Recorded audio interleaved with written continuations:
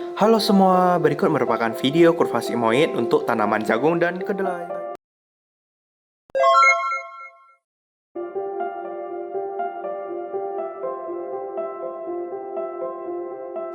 Ya, jadi berikut merupakan persiapan lahan yang kita butuhkan yaitu topsoil dan pukan. Selanjutnya adalah perendaman benih. Penanaman benih tersebut yaitu hanya kita tanam satu ruas jari. Setelah 1 minggu tanam, terlihat pertumbuhan tanaman tersebut. Selanjutnya adalah kegiatan penyiangan gulma. Selanjutnya adalah kegiatan penjarangan, di mana dari masing-masing polybag kita mencabut salah satu bibit yang telah ada, di mana kita hanya meninggalkan bibit yang bagus sebagai objek praktikum kita.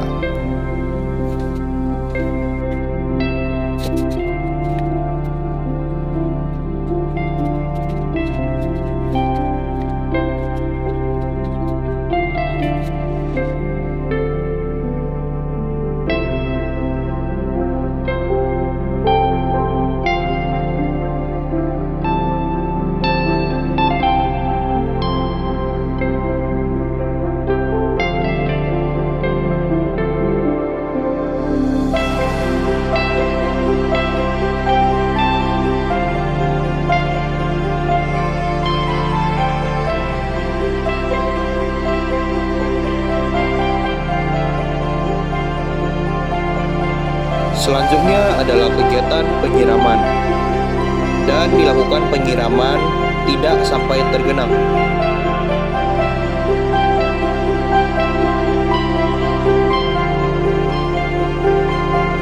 Selanjutnya, pada 2 MST kita melakukan pemupukan P menggunakan pupuk tunggal TSP, di mana kita menempatkan pupuk tersebut secara tunggal, yaitu satu lubang untuk penempatan pupuk pada masing-masing polybag. Untuk takaran dari pemupukan P yaitu sesuai rekomendasi pemupukan dari tanaman kedelai dan juga tanaman jagung.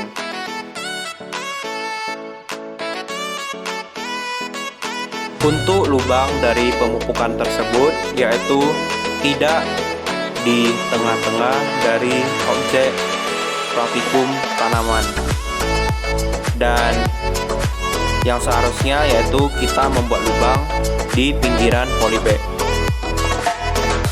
Pada 3 MST kita melakukan pengukuran, pemeliharaan, dan juga dilakukan pemupukan urea dan KCR sesuai rekomendasi. Selanjutnya dilakukan kegiatan rutin yaitu melakukan pengukuran dan juga pemeliharaan dari tanaman tersebut.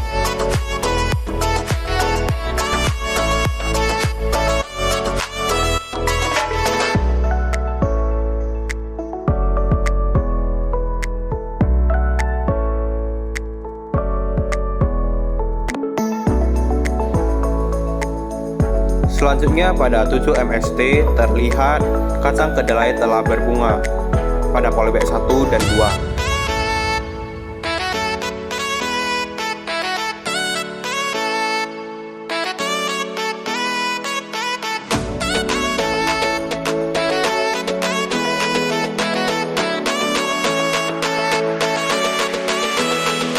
Pada 8 MST terlihat polybag 1 telah berbunga dan juga polybag kedua telah berbunga, yaitu bunga jantan.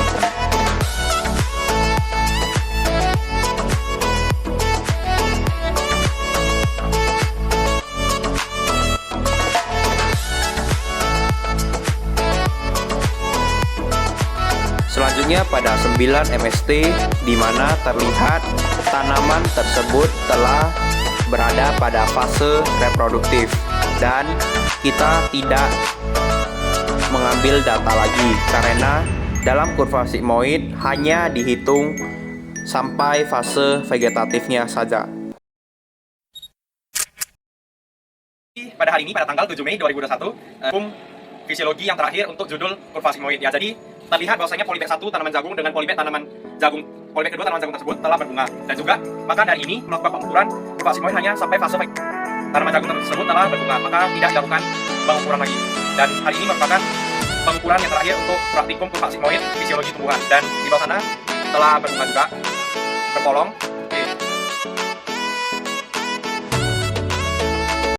Berikut merupakan data hasil praktikum kurva sigmoid.